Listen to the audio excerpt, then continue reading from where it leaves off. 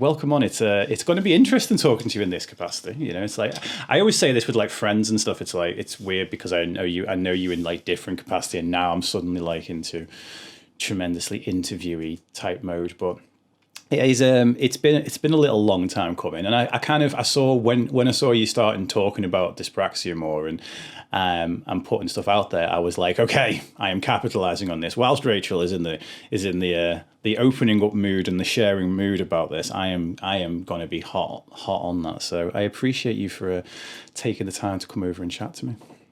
No, you're more than welcome. And yeah, I mean, I feel like I've been in the opening up sharing mood for a long time, but this is kind of like, a topic that I'm probably talking a little bit more about. So yeah, it's cool to come and talk about this, especially as I sometimes feel of like the I don't even know how to describe them, the neurodivergences, neurodiversities. I don't know the right word for that is, but of those, I feel like I see less around dyspraxia in particular. Like when I tried to search Instagram on it, when I first started looking into it, I found one account. Wow. So, yeah, it's very much less discussed than others. So it's definitely cool to be able to discuss it with you today and hopefully raise a little bit more awareness on the hashtags and things like that. So. Yeah, definitely. Well, the thing is, it's something that does affects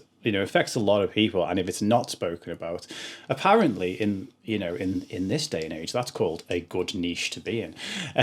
You can be the #1 dyspraxia influencer. Thankfully, it's got a bit better in the last couple of months. Like Girls Interrupting started, which I was like there for it. I was so happy. But yeah, in general, it's been a bit of a hard one to find accounts, but there definitely are more. And now I found one or two, obviously, then I'm able to find more and more people from that. So. Yeah, I mean, with mental health, it's almost like the opposite now. It's like there's so many people writing about mental health. There's so much noise that it's hard to find the good stuff. And it's like, you'd think that I'd just know an infinite number of mental health advocates that I could always tap up and I'd never be short of podcast guests, but it's surprising. Right, let's start off with, so considering I actually personally don't know a huge amount of dyspraxia, I had to have a little bit of I knew of one person in college that had it, but his definition of it and stuff at the time doesn't really match the overall, what the kind of generic, his way of explaining it was like, he knows what he wants to say and he knows he's got all these thoughts, but he can't get those thoughts out of his head. Is that part of it? Yeah, I think so. So basically how I define it, how it's defined and how I've seen is it's a neurodivergence that affects motor coordination. So it affects everyone who has it just a little bit differently. So it can affect gross motor coordination. So that would be things like riding a bike, walking around, playing racket sports, doing daily tasks, like even washing your hair or carrying shopping home or carrying things, just anything that, requires like this sort of motor coordination.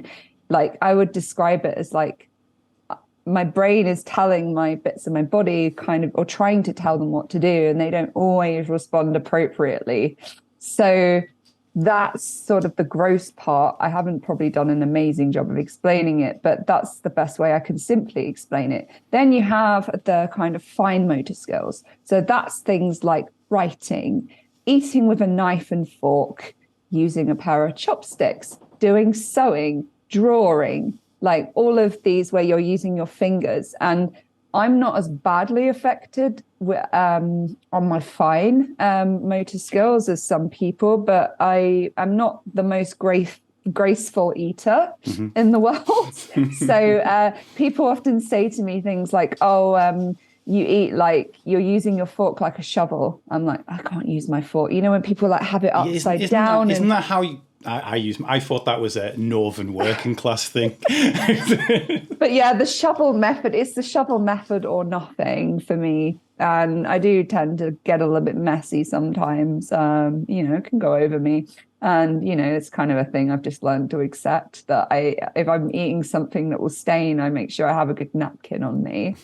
And then, the shoelaces thing, that was one of the reasons that I realized that I probably have it when I looked at some of the diagnostic criteria, and it was like delay in things like tying shoelaces. And I was 8 when I finally cracked the shoelace tying. So I wore Velcro trainers like most of my childhood. And then I finally got sick of them. And I said to my mum, these are really uncool.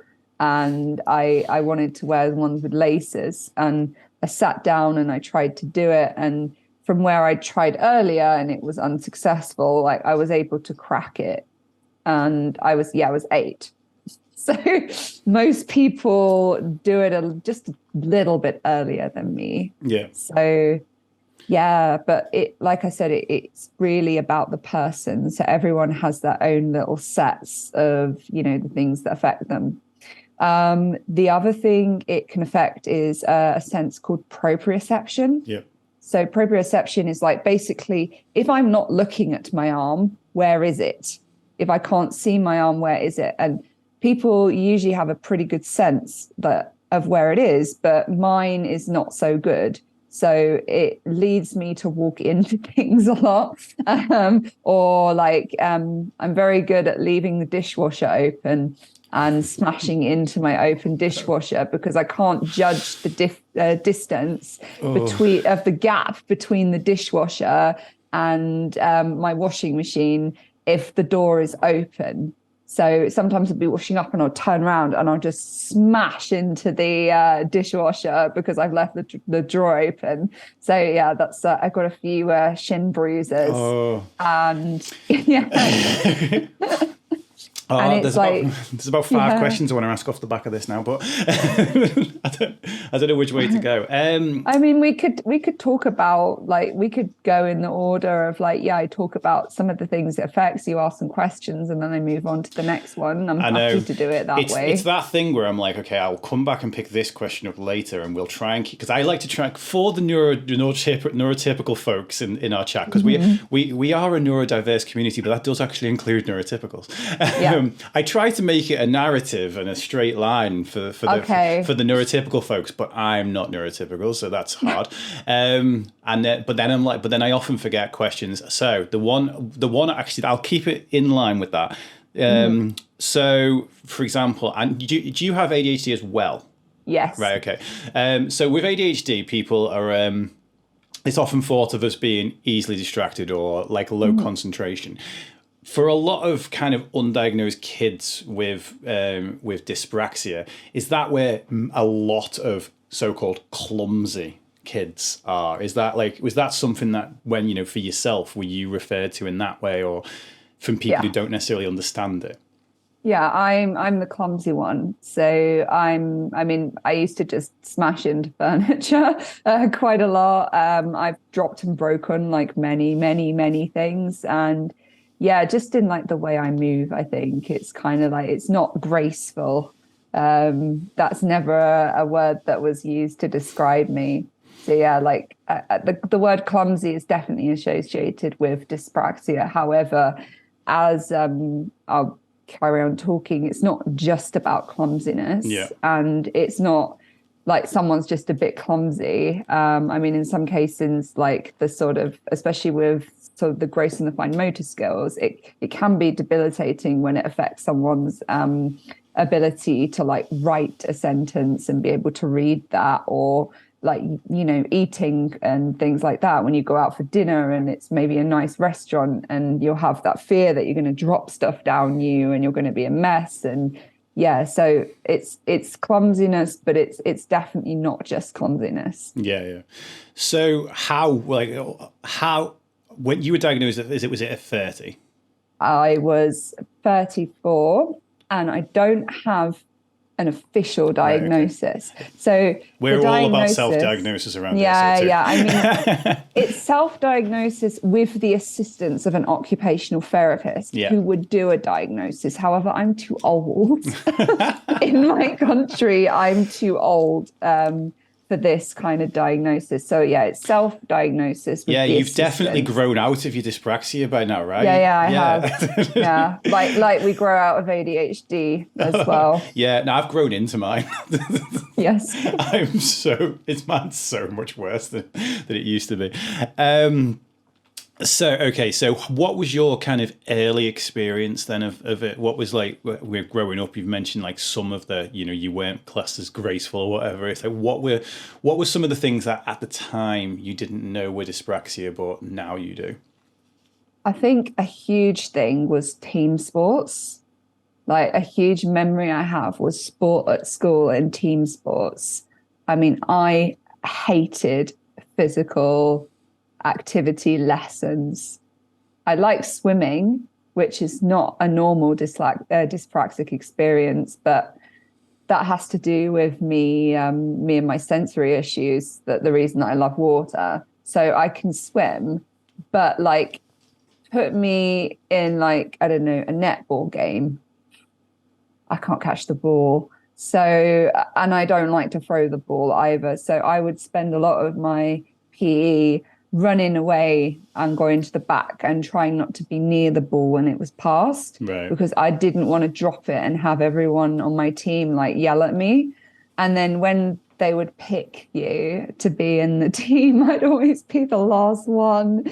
So it was that sort of, never been good at, hand-eye motor coordination. And I just put it down to like, oh, it's me. Mm-hmm.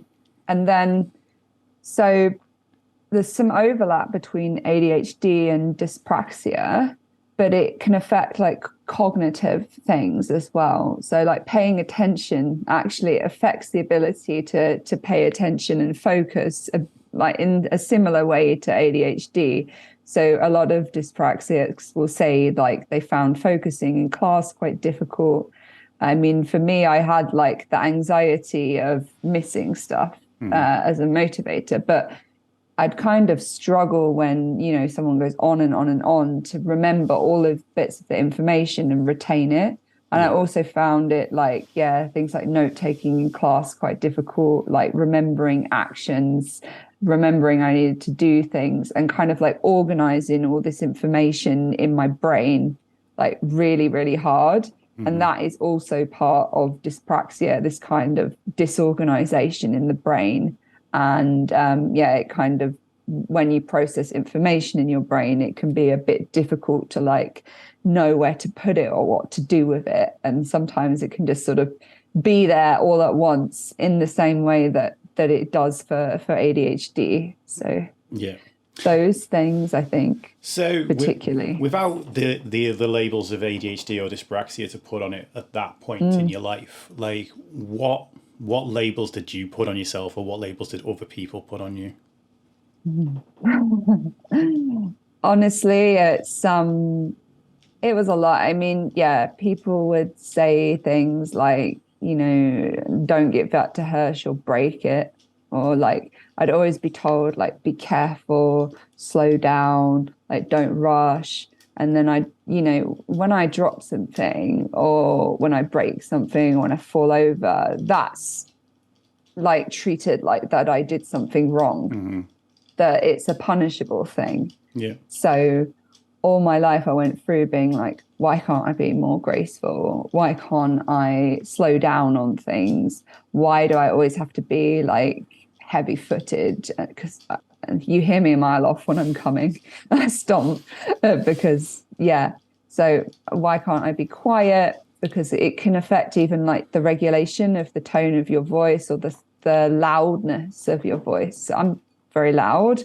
So I would be like, why I can't be quiet. Why can't I be quiet? And it would just be like this sort of, stupid, messy, clumsy, ungraceful, like loud, like these kinds of things that, a girl shouldn't be. I mean, bear in mind that I grew up, I'm in my 30s. So it was 20 years ago that I was going through this kind of childhood. Mm-hmm. And it was always going to be like, almost like girls should be, kind of seen and not heard a little bit. And they should be quiet, sit still, be graceful. And I was just none of those things. And yeah, that was hard to, from a young age, like internalize that I was always doing something wrong, or that I was always being wrong. Did you find as well that the amount of kind of attention that you brought to it, i.e. kind of like, you know, if you were carrying something, you'd be hyper vigilant about dropping it, but in reality that actually increases the likelihood of it happening? Yeah, I mean, it can be, sometimes I have to think, I have to be careful, I have to be careful, I have to be careful. And I mean, I will slow down, but then there'll be a point where I forget if I'm doing the action for so long, or if Right. I'm, you know, if I'm doing the action repetitively, there'll always be like, yeah, that's sort of trying, and then my mind will slip and go somewhere else. I forget, and bang. Yeah, one sort of analogy I try and put this in. So like, you know, you've known me for long enough to know that I try to put things in analogies so that people that don't have the condition we're talking about can maybe understand it. Is the funny one when people say to you, "Don't look down," right? Because I try to explain this about panic attacks. If you say to someone, "Don't panic," no panic attack has ever been stopped by saying "Don't panic." In fact, it has the opposite effect, and it's a principle called paradoxical intent, which I occasionally refer to as reciprocal in a prohibition or whatever, and I don't even know what those two words mean. So it's just my brain gets them two mixed up, But basically, it's like the more you try something, the opposite you get. Now, the thing is, like, if you say to someone, if someone's walking in a straight line along, like, a pavement that's, you know, twice shoulder width apart or whatever, then they don't think about walking. They just walk in a straight line. And if you were to, like, trace that in a line from above, their straight line would be pretty straight. But the second if you were to put that twice shoulder length thing as a bridge, even if it was the most stable bridge and there was a drop, and even if that drop was like 3 feet either side, people suddenly start thinking about how they're walking, which affects the way that they walk and makes their legs go a little bit weak, and then and then it goes into this positive reinforcement cycle where they think their legs are weak, so they feel it, so they walk funny, and then when they walk funny, and it's like, and often that can be a case as well when you like really push a child or even a teenager to kind of like to be overly careful, they start kind of like carrying things or moving with things in a way that actually isn't the same way that they've practiced. And I'll be coming back to this later when we get up to date with you and powerlifting, but again, trying to leave things in a linear order. So, but yeah, it's so again, anyone who's basically ever done that, where they've kind of suddenly had their attention brought to the fact that they're high up or whatever, they can actually relate to the fact that suddenly something that they know how to do, it's almost like they've forgotten how to do it, and it becomes more difficult. I would say for me, I get a lot of pressure of people watching me do something. Yeah. It's like, if I'm eating and someone says, "Oh, you're being really messy," or like, "Oh, you're being really, like, you know, you're not being very graceful." Yeah. It's almost like I can't carry on, actually, because I feel like they're looking at me, and I get this kind of like, oh God, I can't even like cut it now. Yeah. I can't even like do this now. So it's almost like, yeah, I mean, it can draw a lot of attention, but it can also make me feel like I don't even want to carry on. I mean, at work, for example, if someone's standing over my shoulder looking at what I'm doing, I can't do it. I lose even the ability to be able to do the task like that I would be fine to do if they weren't there. But suddenly it's like my brain and my body disconnect from each other. My hands disconnect from my brain. And it's like I can't move in the right direction with my mouse, or I can't click in the right place anymore. Yeah. And yeah. Yeah. I'm actually the same with someone being over my shoulder. In fact, it's got me into trouble with my wife, because if I'm working on my phone and then she's suddenly over my shoulder and I suddenly can't do what I'm doing, she's like, "What are you doing on my phone?" But it's like, she'll come and like especially like since lockdown, if anyone like that's in the stream right now was around in the first year of me streaming when the kids were at home. Like, what my youngest used to love like watching the stream on his phone. I know, but then sometimes he'd like, you know, he'd be watching the stream on his phone, and then he'd sometimes just come and want to kind of like stand here just to kind of like wave at people on the stream and stuff. And it was really, it was adorable. It also made it impossible for me to focus on anything I was doing. And it's like, you know, and Alona would go to me like, how can you not have someone watch what you're doing when you're actually streaming or you speak on stage and people are actually watching what you're doing? I'm like, they're not, but they're not watching me over my shoulder. It's not, not the same thing. Yeah. So what was the point at which you kind of thought to yourself, you know what, I think there's more to this than just these labels or these you know, or not being great? So what was the point at which you were like, you know what, I think there's something more here? And what was it that kind of got you there? So, I mean, probably the first part of it was the ADHD diagnosis, because when I got that, I felt like, oh, it can explain everything. And of course, it explains a lot of things, but it doesn't explain everything about me at all. So I started watching, I was like following ADHD accounts, and I was like, oh, maybe my clumsiness is because of ADHD, and maybe it'll go away when I start medication. And like, shock horror, it did not go away when I started medication. I mean, maybe it's a bit better, but that's probably just because I can focus on things more easily. So there's probably not dyspraxia and inattention working at the same time. But it didn't like really make a massive difference to that side of things. And I was like, okay, is it just that we're all like this? And I started to dig into some, like some ADHDers, like creators were talking about it. And I was like asking in the comments, I was like, what's kind of normal for people? Like how much? And they're like, you know, some of the things you're talking about could be worth exploring dyspraxia. And I was like, okay, like, because my stereotype of dyspraxia, like my understanding of it was like young children who had it very severely, like to the point of where it kind of affects their ability to even walk and things like that. And I thought about it as like, someone who's very, very, very clumsy, and like, you know, it affects the way they move and stuff. And then went and read like the diagnostic criteria. And I was like, oh, there's quite a lot of me in this diagnostic criteria. Yep. Like I read things like the shoelaces, for example. And I was like, oh, and also like as a powerlifter, like I really haven't progressed in the same way as other people. Like, and that's not through a lack of effort. I've tried harder than probably anyone that I know. And I mean, I've been doing it 5 years and I'm pretty strong, but like most beginners can do what I do within a few months. So I was like, there's something that's causing this. I don't think this is all my fault. And when I learned, about dyspraxia, I saw that. And I also had the connection of like struggling to learn movements, like the powerlifting movements took me 1.5 years to like learn. Whereas it would take someone a few months to, you know, get them, and then they build on that. Whereas me, it was like I was, you know, a lot of people were making comments about my form and stuff and saying how bad I was at it for a long time. And then it just slowly improved, but never in the same way as a regular person.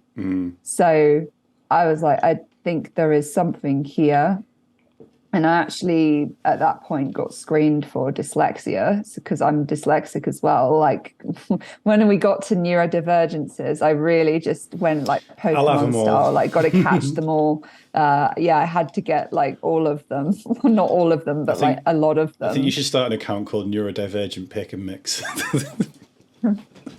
I mean, it's actually surprisingly common to have a lot of comorbidities. It's just we don't always realize that we have them. But I mean, because of the co-occurrence between ADHD and dyspraxia is already quite high, and then dyslexia and dyspraxia is also quite high. Because I now knew I was, dyslexic and ADHD, I thought the chance of me having dyspraxia is like pretty high if I'm, I have all these things on the diagnostic criteria. Yeah. So, yeah, that was a sort of point where I was like, I need to start exploring this. Yeah, you've already answered the question. One of the questions that I had from chat as well, which was I saved the questions from chat till the end, but someone said dyspraxia is often comorbid with another ND. To what extent do people solely have dyspraxia, and what percentage go into a second ND diagnosis? Do you have the numbers for that to hand? I don't have the numbers to hand, but it is definitely high. Yeah. It's pretty high. I mean, like, I was even talking with like my psychiatrist, and she was basically like, I don't think I know anyone who's just ADHD out of all my patients. I don't think I can name you one single of my patients who's just ADHD. Does me having bipolar count? Otherwise, I've not found. Yeah. That's a new. I haven't found my second my I hate the word comorbidity, by the way, but I know it's the right word. I know it's the only word for it. I keep meaning to ask Twitter and being like, has anyone got a nicer word than comorbidity? Because it's just such a horrible word. I think the way I like to think of this is that I have one brain. So when I think of like my ADHD, my dyspraxia, my dyslexia, and my sensory issues, like, it's one brain. They don't have separate compartments in that brain. Yeah. So sometimes I just use the term neurodivergent to describe them all, because they're not different parts of me. They're all one brain together. But yeah, I mean, I think with any kind of learning difference like dyslexia and dyspraxia, normally it's the norm rather than the exception that there'll be something else. Just, it depends how that particular brain is expressing the kind of neurodivergent genes that it has. Yeah. So interesting choice of for someone with dyspraxia, interesting and dyslexia. I didn't know about. Actually, I think I might have known about dyslexia because I do read your stories. So graphic design as a career choice. That seems like like. So I have a confession. Go on. I am not a brilliantly accurate drawer. Right. Is drawer a word? Artist? Sure. Let's go with. But I mean specifically with drawing. Like, I can do it. I mean, I've seen some of your work and it's very, very good.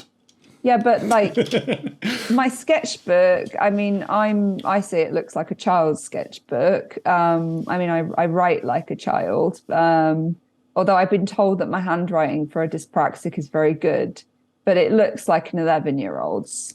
From like a absolute ton of practice in secondary school and going to school on Saturdays, I have an 11-year-old's handwriting to show for that. But no, so I often use digital tools. And actually, when I really started to excel in art, it was because I was using Photoshop. Right. And I was taking... Like, I was doing drawings, which I can do. It just takes me a long time, and I have to rub out a lot, and I have to retrace a lot. I like doing a lot of tracing as well. Or one of my favorite things to do is to take a picture, draw it, and then put it back into editing software. So a lot of what I did in school was digital. So the digital side helps me to do this job because I'm very creative. But as I discovered in the sort of not diagnosis, but exploratory phase, like, my motor coordination is not great. So that includes drawing. But she said, actually, that affects your ability to draw from memory. Right. And I was like, I wondered why I can't draw things particularly well from my head. Even if I can picture them beautifully, can't really draw them that well. However, when you get digital tools involved, it suddenly makes the whole thing a lot easier. And what I can do is like I can use my mouse and make a lot with that and then blend things together. So basically, I probably use my computer as like an accessibility to be able to do my job, because I certainly can't draw perfect type and lettering or anything like that.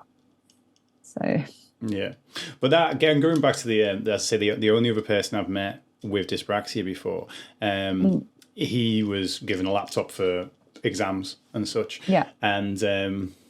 And at the time, like, you know, we were 17 or whatever, so we were like, you know, kids going like, well, how does that help you? And he was like, well, because if he couldn't understand, like, he was an obscenely intelligent guy and could talk like could talk any topic like so well, but just couldn't write them. But it was obviously so because, like, you know, his handwriting would be so bad that it stressed him out, that he'd feel like he's not expressing himself very well, and then because he feels like he's not expressing himself very well, the cognition kind of slows down, and that becomes an extra stress on top of it, whereas the laptop just gave him that chance to, you know, if it's not as well, even if you are able to cross things out, if you're crossing 6 things out on a paper, or you're using a load of Tipex or whatever, it's probably the more you make that mistake, the more you, I guess, the higher the stress becomes. And again, this becomes this self-fuel thing, whereas good old Control Z, you know, it's like undo, yay. And yeah, it makes a lot of sense. Yeah, and like as well, even if I can write, you know, for like an 11-year-old, it does get painful. So if I have to take notes with you know, pen and paper, if I have to write a lot, I really don't enjoy it. That's why I hate journaling. Right. Are you left-handed or right-handed? Right-handed, but actually I'm partly ambidextrous, which I call it wonky dexterous because that's what I am. Wonky dexterous. I can't do anything with both, but I don't do everything with the one. No, I do a lot of things right-handed. I do a ton of things left-handed. So I use both of them for various tasks through the day, but I write with my right hand. Right, okay. And I draw if I draw with my right hand. Yeah. Okay. Are there, other than the computer, has there been any other things that like have made any of these? I mean, and this can be across all of the neurodivergences that you've discovered. So has there been anything else that has been a good accessibility aid for you, or has been a good like assistance? Yeah, I mean, I have a big toolbox of stuff. I mean, I think since I was young, I've been apparently accommodating myself. We discovered this in the ADHD assessment. So I'm like early for stuff, so I'm late and this type of thing. Yeah. But I found, so dyspraxia can often come with sensory issues. So this is termed online and in various literature as sensory processing disorder. So I use a lot of sensory tools now. So I have a very big collection of fidgets, so fidget toys. Yeah. This is my favorite at the minute, but it makes noise and my microphone's really sensitive. Oh, okay. Yeah, I picked a quiet one for today. Yeah, so, I mean, this is just a tangle. I'm going to switch over to my quiet one, which is a Rubik's Cube and a fidget spinner in one. Oh, my gosh. Yeah, you can see the texture. I really like texture and tactile. So, yeah, I use a lot of fidgets. I have 2 boxes of fidgets. Yeah. And then for the proprioceptive challenges I have, like using weight helps. So weighted blankets or actually going to the gym and weight training, that can help with like proprioceptive awareness. And generally, like, you kind of have an unmet need when you have, I think, the proprioceptive issues with sensory, because you have the seeker and the avoider. Yeah. And I'm a massive proprioceptive seeker. So I'm the person that chews their pen in the meeting, or this, well, now I chew a fidget, but it was at one point chewing the pen in the meeting. I like chewing on ice cubes and things, for example. So and yeah, like heavy things, deep pressure type hugs, very like deep massages and stuff. Yeah. So yeah, like learning what those sensory issues are that I have and accommodating them has been really helpful for me, because it's like less information and stress then, and I can kind of balance myself. In terms of taking notes, I use an iPad now, and I bought a cover for it that makes it feel like paper.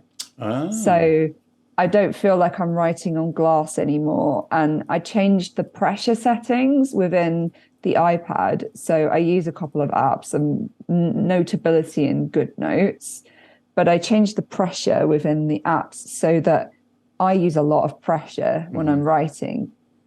So I make it less sensitive. And yeah, like also the Notability, if you get the premium, you can record. So if I'm having an in-person meeting, I might write like a bullet point down and it will match what they've said when I wrote the bullet point. So I can go back to it. Yeah. So like from the organizational, it's nice. And also taking notes on an iPad with the stylus and using this like screen tends to be a bit more comfortable for me than doing it in a notebook. Right. Okay. And then, yeah, I mean, really with the dyspraxia as well, like trying to work on balance, because my balance is terrible, but trying to work on that has been useful. So, I mean, without knowing it, doing powerlifting was a very, very useful thing for me, because I started to get more of a sense of like where my body is and what it's doing. I managed to improve that. I managed to build some muscle, because typically we find building muscle quite difficult as dyspraxics. So when you compare me to someone else who's been powerlifting for 5 years, I look a little bit smaller than them, but I still have muscle that I'm very proud of, and that definitely helps. And then also I've tried to have more of a focus on mobility as well. So a lot of powerlifters don't like that word, but I've been doing a few bits like to warm up at the beginning, like dynamic stretches. And also I've been trying to explore yoga. But I've tried to look for like not flow, like more accessible classes. So my occupational therapist gave me, showed me a foundation called Love Your Brain. And it's for people with TBI. Is it TBI injuries where you have a brain injury? TBI. Traumatic brain injury, I think it's. Traumatic brain injuries. So it's for people who have traumatic brain injuries. However, that means they take their time, which means if you're dyspraxic and you need to take your time, it's really helpful. And yeah, I'm trying to sort of look at yoga that's designed for people with like TBI disabilities and this kind of thing, because I find it more accessible.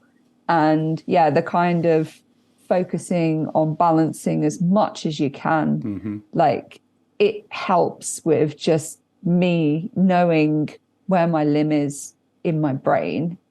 And it just helps a little bit with like daily tasks. I mean, even like walking and stuff like that, it makes a huge difference to be doing strength training and exploring yoga versus not doing any of those. In terms, I'd say, of my quality of life, pain, etc., and how I move. Yeah. So you said it was powerlifting ended up helping you inadvertently. So I take it you didn't get into powerlifting specifically to try and help you with this stuff. What was it that got you into powerlifting? I think a couple of things. So when I was 16, I mean, like I said, I've always, as a proprioceptive seeker, I'm always seeking out this pressure. Yeah. So in the water, you get proprioceptive kind of input and hence pressure. Why you enjoyed swimming. So that's why I like swimming. Yeah. And I started doing it like age 4. So, I mean, again, I know that there's coordination involved, but I think I was just repetitively practicing like as much as I could. And I'm not going to be a champion, but I'm not bad. But yeah, I went to the gym. I was working in gym as a lifeguard, and I started going to the gym and like playing with the weight machines. And I was like, this is quite fun. And obviously my brain was like, oh, hi, proprioceptive input. I like you. So I've always enjoyed going to the gym and just using the machines and not messing around, but like trying to do things. And then 2016, I felt like this whole kind of like fit girl thing kicked off on Instagram, and I was like really into that. And I started to like do a bit more like bodybuilding style training. And then one day I watched a video from Meg Squats, who you may have heard of. And I saw her doing a powerlifting competition, and it just looked like the most fun thing ever. And I was like, I want to be strong. I want to do this. And I think also like there was a part of me that felt like I didn't fit anywhere, that I was different. And it looked like a community. And like for a woman to pick up a barbell, even at that time, it was like not so common. Yeah. And I was like, maybe this is somewhere that I'll be welcomed and do well. So there was a motivation for that as well, I think. So that all of those things just drew me in. So you said obviously before like that, you know, your progress there has been slower than others. Does that make you want to work harder, or how does that impact you? It was hard for me to take that, to be honest. I mean, I think internally I've always felt like a failure. But I mean, before my diagnosis anyway, I always felt like a failure. I always felt like I wasn't in life where I needed to be, that I wasn't keeping up with like my friends that were all off like with amazing careers and having families and doing all these things. And I was just like stuck in my job that I didn't really enjoy. And I was going to the gym and I wanted to be good at powerlifting, but I wasn't really that good at it, but I enjoyed it. So I had this real like wanting to be the best, but not being paradox. You're right. And I was so hard on myself. I was like, I'm rubbish. I'm not a good powerlifter. I need to work harder. I need to do more. I need to be better. And there was a lot of this like self-shaming that went on. And when I'd write like my lift and summaries, I'd just absolutely trash myself in them. And I'd be not very nice to myself. So my self-confidence was really low. And people would say all these things like, oh, it's not about like how much you weigh, it's about what you can do. And like that phrase would just never resonate with me at all, because I'd be like, well, look what I can't do compared to everyone else. So I felt like a lot of shame actually for not being able to do things as well and not being able to progress as well as everyone else. That phrase was one of my least favorite ones in the when I was still working as a personal trainer. Although I probably said it, not, and I don't think I outright said it to anybody else, but I probably said it to myself at one point. And I think that was when I was personally justifying the fact that I'd changed from, because I started with bodybuilding, moved to powerlifting, then got bored of powerlifting and then did CrossFit, and then CrossFit was like just too spread out for me, and I found Olympic lifting through that, and then I moved to Olympic lifting, and then I got a slip disc in my lower back, and now now I'm back at bodybuilding again. But I think you're doing like bro stuff. Oh yeah, that's what I like to call it. I call it bro stuff. I don't want to say bodybuilding to like associate it with the dieting, but I call all that bro stuff. Like if I'm not able to do my big three for whatever reason, I say I'm going to the gym, I'm doing bro things. Yeah. I mean, to be fair, I remember when I was doing Olympic lifting, and actually this was an important lesson for me to learn about 6 months after I finished Olympic lifting was because, for you it was like your big three lifts, which for anyone who's listening who doesn't know the difference between powerlifting and Olympic lifting, powerlifting is squat, deadlift, and bench press. Olympic lifting is snatch and clean and jerk. Yes, I know we have rude lifts in Olympic lifting. But basically, so we'd do squat and deadlift as well, but we'd never do any bench whatsoever, because what's the point? We'd do shoulder press because that was good for your clean, your overhead. jerk, your overhead stuff. But in terms of accessories There was no like bicep curls anywhere whatsoever. And you know, me being the giant nerd that I am, I was like looking up all the best plans and programs and all the rest of it, and none of them have bicep curls in, because it's like, look, you've got a limited amount of time, and powerlifting and Olympic lifting sessions tend to be a little bit longer than bodybuilding sessions anyway. And I was like, you've only got a limited amount of time. So here's what you're doing, and here's the stuff that you're never doing ever again, because it's not optimum for your goal. And then after I finished competing in Olympic lifting, one day I was like, I'm just going to do some bicep curls at the end of a session. And I will use the word bro or even alpha. And I don't mean it in a toxic way. I genuinely don't mean it in a toxic way, but by God, did I feel good. And it made me really look forward to the workout the next day.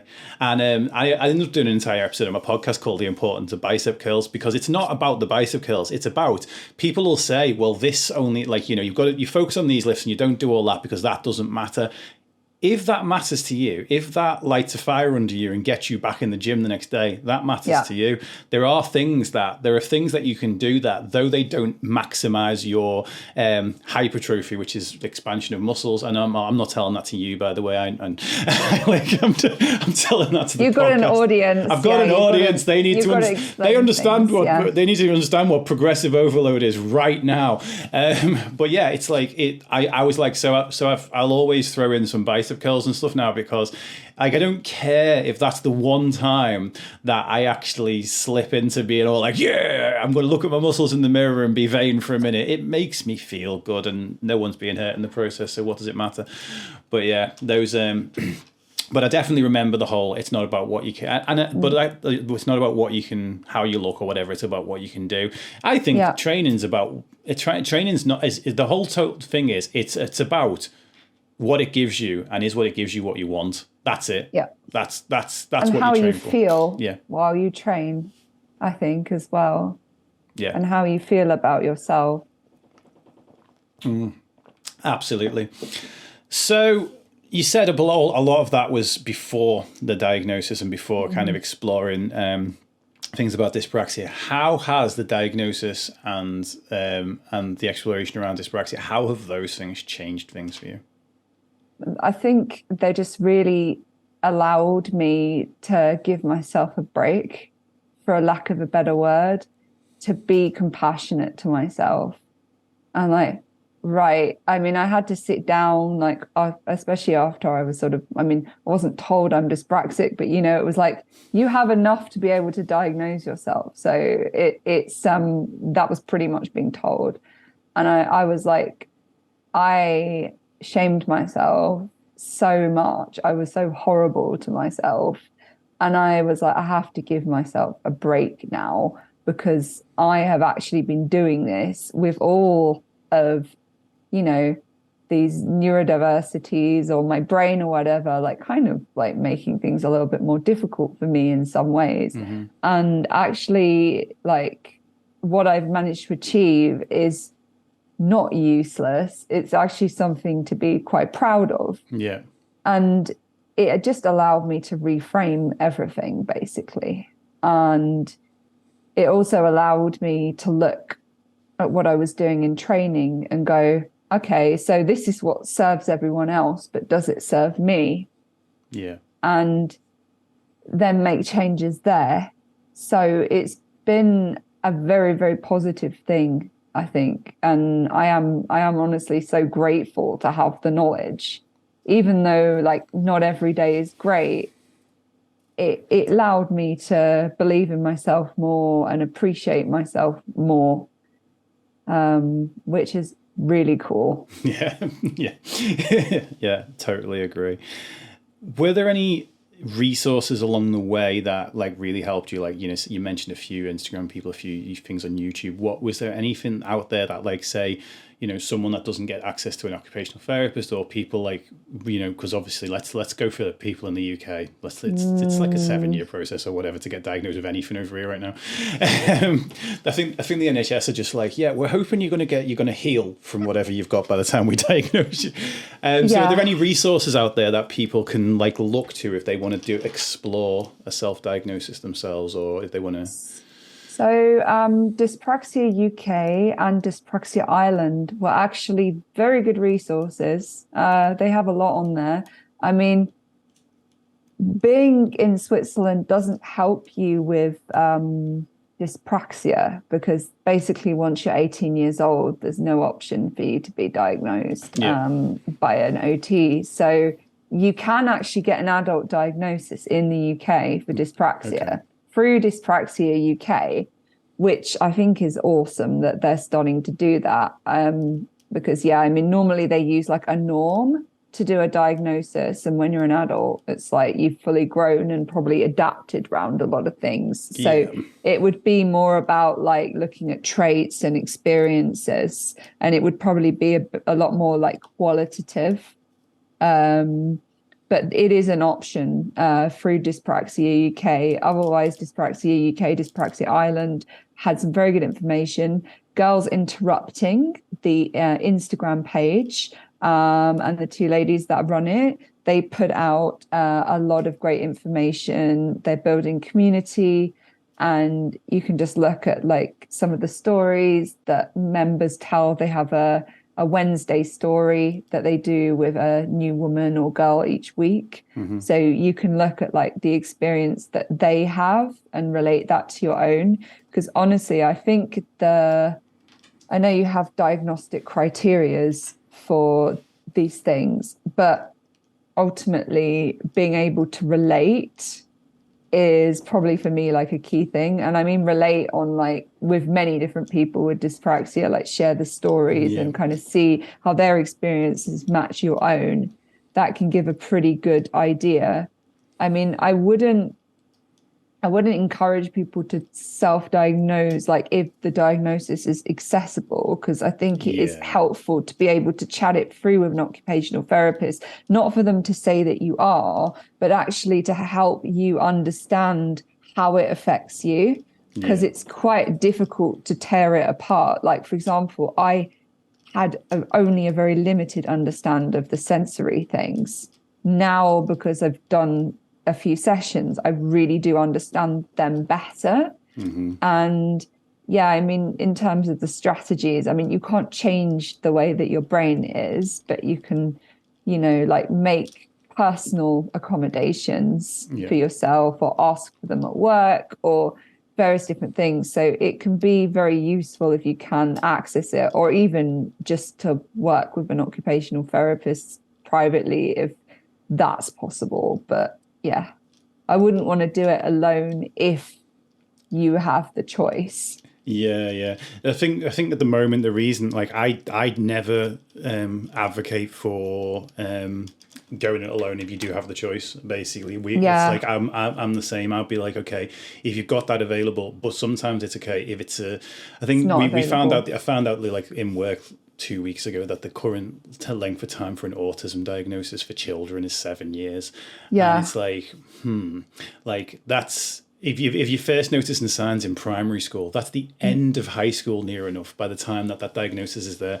And which actually does lead me to I say my final question, my final big question, then there's a couple of little ones.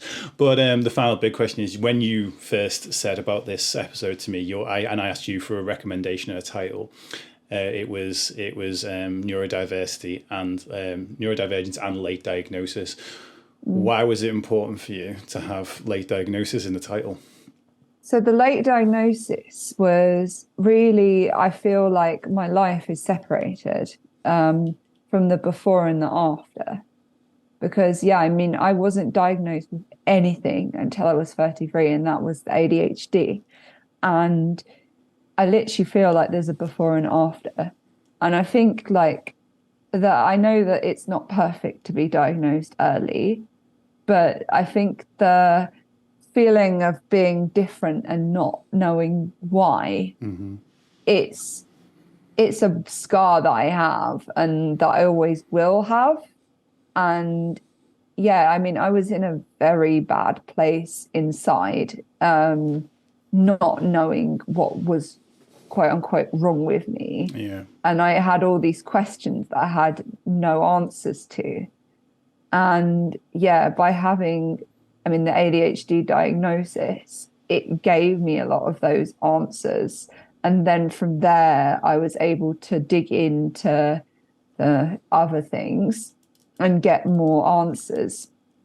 And I'm now at a point where I feel a lot more comfortable within myself. And yeah, I feel a lot more as well. I can advocate, there we go, for myself, and not apologize to everyone all the time. Because if you're like, you know, you're labeled clumsy, you're always like, sorry, so sorry, sorry. And it's like I spent my whole before diagnosis life just apologizing for everything all the time. And so, the late diagnosis for me, it was just a real turning point for me.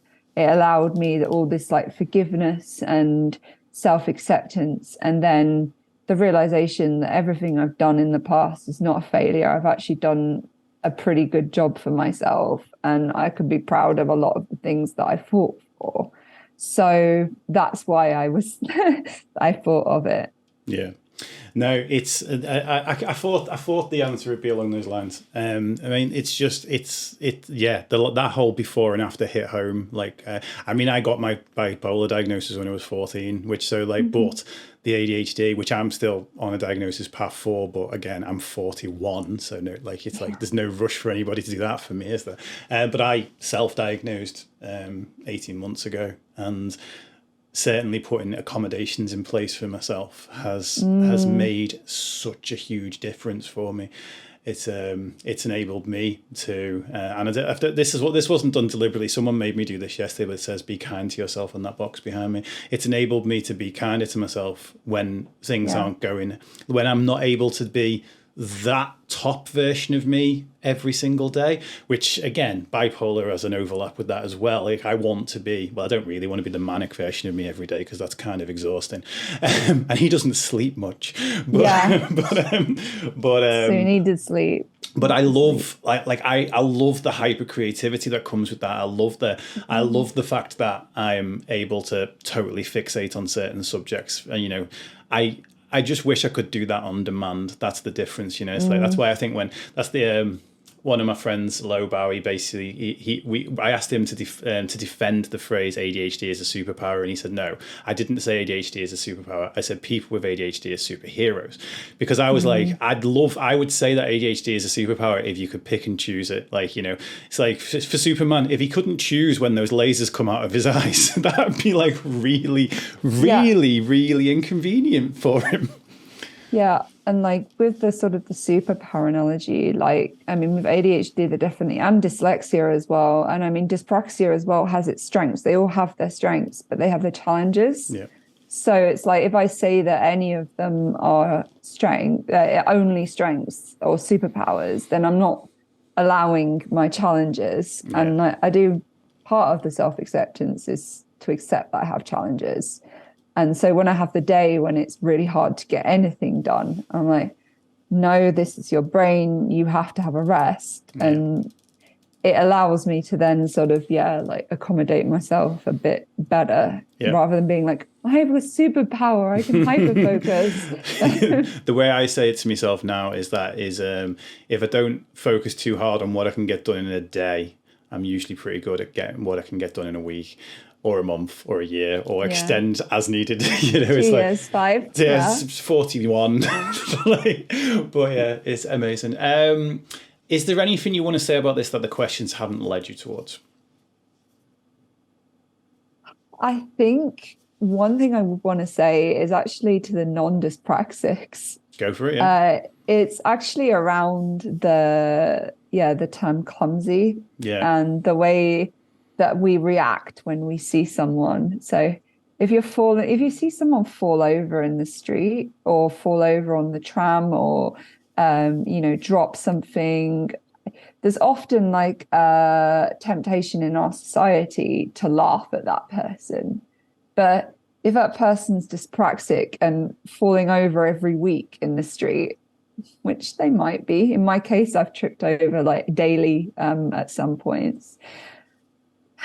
try not to laugh at them, because they're probably really embarrassed and really fed up and fighting something inside. So just be compassionate, and like, if they want to laugh at themselves, then, you're welcome to laugh with them, but please don't laugh at them. Even if it's, it might be quite slapstick to see someone, fall over or whatever. It's when you have to live that, it's not so funny. And so let them decide what's funny, I think, is my main sort of advice and kind of polite request. Yeah.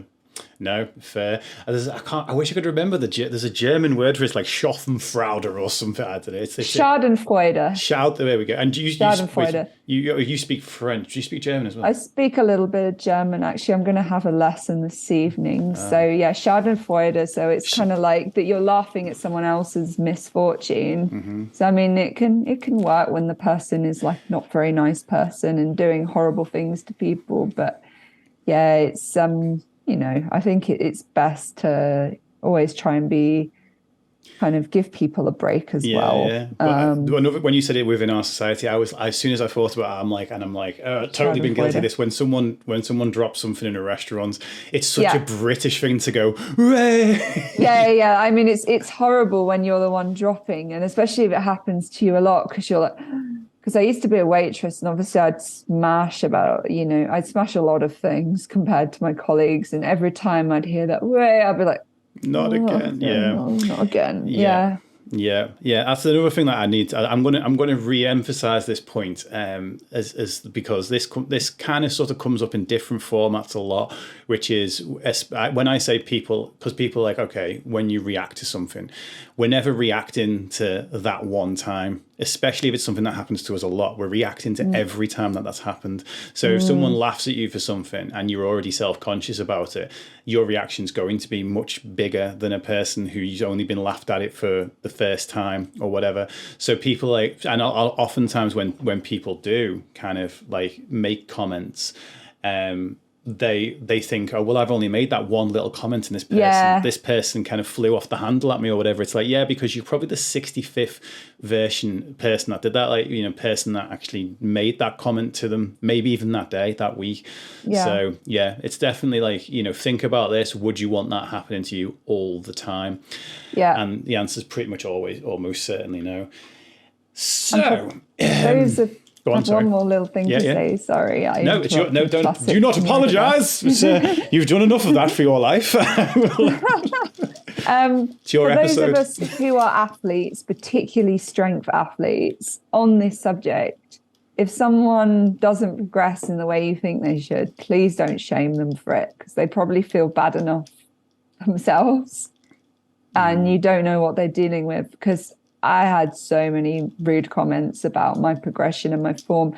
And even if people didn't say anything, I'd have this kind of judgment on me. Like, she hasn't added anything to her total since last year. And the way people would look at me, I'd know that's what they were thinking. So just give them a break. They're doing their best. They're going at a pace that works for them, that their body is doing for them, and their body is probably working damn hard as the person who takes the first place. So that's my last message. Also, it's like, what do you think's going to happen? Like if you say that, oh, you're not progressing very quick. Okay, that's suddenly going to speed me up. Thank you.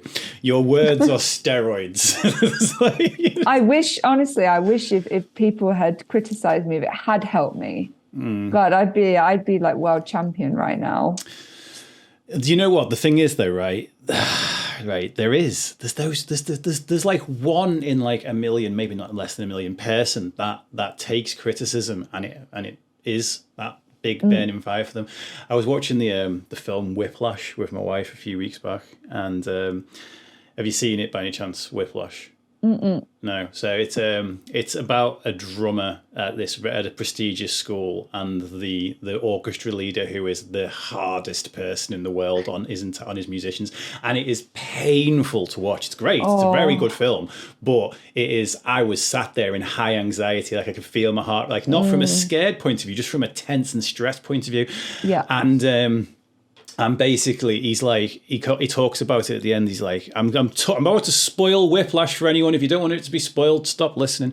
But basically, he's like, the greats, that they all had that, and he's like, and the students like, but did you ever make one of the greats? And he's like, no, but I'm glad that I tried. And that's the thing, is that most of those people that are super hard on people, they do it because they think that they're going to get that one person. They think they're going to get that one person, that them being hard on suddenly like pushes them to be the next, Michael Jordan, or the next Tiger Woods, or and the thing is, they're doing that and not even thinking about how many people are hurting along the way. It's like, okay, you may have created that next Tiger Woods, but you've hurt like 500 golfers along the way. It's like, it's like the expression we use in our community is we don't guilt ourselves into greatness, and it's the same. You don't guilt someone else into greatness either. So it's even if you think that's going to be motivational, it's like, well, think about what it's like to be told yourself that you're not doing as well as you could do. It's hardly ever motivational, and yeah. So cool. Are you okay for people coming and finding you on social media and chatting about this? If they've got any other questions and stuff, and if so, where would they do that? So on Instagram, I'm at Rachael Elizabeth Lifts. Hopefully we can find a way to write this somewhere. It's already in the chat on there. Right. But for anyone who's listening, because I am terrible when it comes to actually putting links in the podcast description, because it goes across 3 different platforms and they don't format right. That's my excuse, and I'm sticking to it. It's Rachael with an AE. So RachaelElizabethLifts. Rachael Elizabeth Lifts. Like, yeah. And if I can do that off the top of my head, then maybe you can. I don't know. Maybe you can't, because neurodivergences are all different, and that's the moral of the story here. Well, thank you so much for joining me. It's been it's been a pleasure just chatting to you anyway. But it's also been a very tremendously educational experience for me as well. I love it when you've got topics on the podcast that I don't really know anything about as well, for completely selfish reasons. Like the audience can learn from all of them, but I like the ones where I get to learn too. No, it's super cool. And yeah, it's super cool to talk about this as well. Because like for many years as a powerlifter, I really felt like I didn't matter in the community. And then since I managed to start talking about like actually what I deal with, I've realized that I am an important part of the community, like in my own way. Yeah. So I'm really happy that I could just share this, and hopefully it helps someone. Yeah, well, the thing is, a community without the superstars would still be a community. A superstar without a community wouldn't. Yeah. Like, community is about everyone that's in it. Like, I look at my community on here and I think to myself, like, if all of them were to stop coming to these, I'd be a person sat here talking into the void. I'd just call it free therapy, probably. But yeah, so there you go. Well, thank you again for joining me. You're welcome.